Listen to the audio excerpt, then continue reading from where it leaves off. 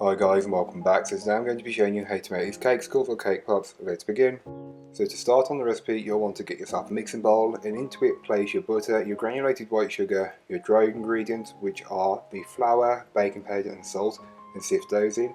Then add in your eggs and your vanilla and give it all a good mix until the ingredients are fully incorporated.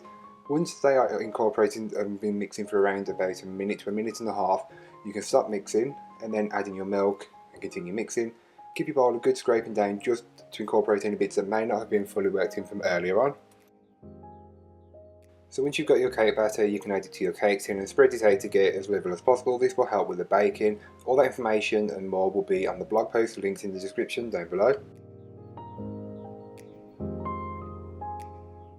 So to start on the buttercream, you'll want to place your butter into a bowl and beat it on a medium-high speed for a couple of minutes until it's lighter and fluffier in colour and consistency. I made too much, so I will leave a half recipe which is the perfect amount for you. You'll then want to scrape down the bowl just to incorporate any bits of the butter that haven't been fully worked in, and add in your first half of icing sugar, sifting that in to remove any lumps. Then mix that on a low speed to start, working you out to a high speed. Add in your second batch and do the repeat. And then add in your vanilla, give it a good mix. So here is what the cake looks like once it's fully baked, and I'm allowing it to cool in the tin for around 10 minutes until I can push it up and put it onto the cooling rack to cool completely.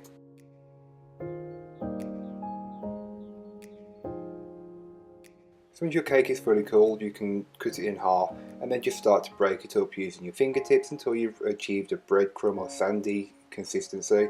Then you can start adding in your buttercream. As you can tell, I added around half of mine, so that's why I will leave a half recipe in the blog down below.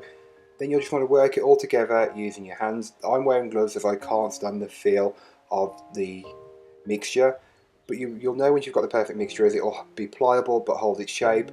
If you've made cake pops, you'll know what you're doing.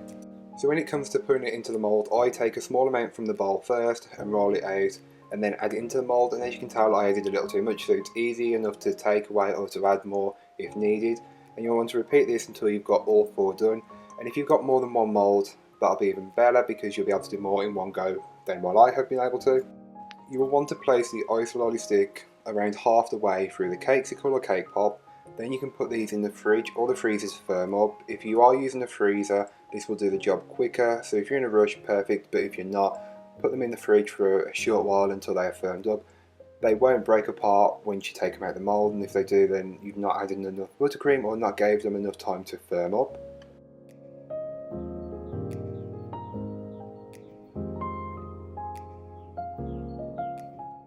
So the first thing you want to do to start finishing them off is to remove them from the mould, and the mould is silicone, so it's easy enough to push them out and to pull the lollipop stick out at the same time. I probably didn't explain that as best as I could, but then once you've got them, you can get your melted white chocolate and just start to dip them in and give them all a good coating. And if you notice it's a bit too much, just scrape the back of the cakesicle or cake pop on the bowl, and you'll remove the excess. Put them onto a cake board or a cooling rack, and you're good enough to go until you want to finish them off later on. And to finish, I went with a simplistic drizzle of some dark chocolate. It's not been tempered or anything, it's just melted over a double boiler, but feel free to be really creative with these if you really wanted to. So thank you so much for watching, I hope you enjoyed. If you did, don't forget to like, comment and subscribe for more from me, and I'll be back again next week with another video, so join me then. In the meanwhile, don't forget to watch my old videos, check out my social medias and check out the blog. I will leave all that information in the description down below. And until next week, bye guys.